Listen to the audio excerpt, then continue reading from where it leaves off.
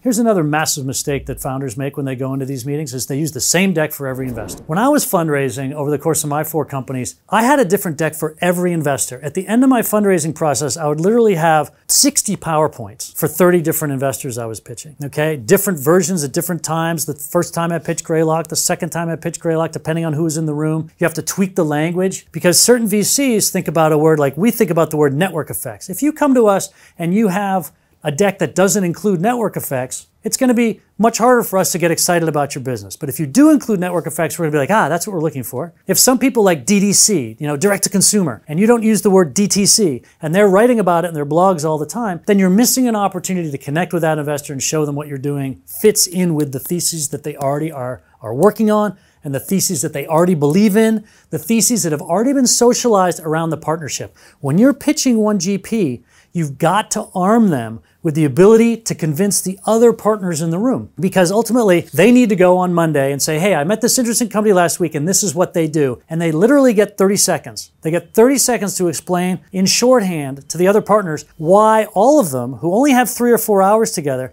are going to spend time talking about this deal rather than a follow-on deal they've got, rather than an existing portfolio company that's having problems, rather than a deal that's about to close from 2 months ago that's now about to move the money. There's so many other things for partners to talk about rather than your new deal. Plus, each of them has met with 18 companies last week. So if there's 3 partners, that means 18 times 3 companies could be talked about at partners meeting. Why are they going to spend time on yours? And how are you going to arm that partner with enough information to get the other partners interested? So you've got to trigger the language that they're already used to. You've got to, in your presentation and in your deck, you've got to use the language they can use to trigger everybody else in the room so that they can decide to allocate time to you to even have a second meeting.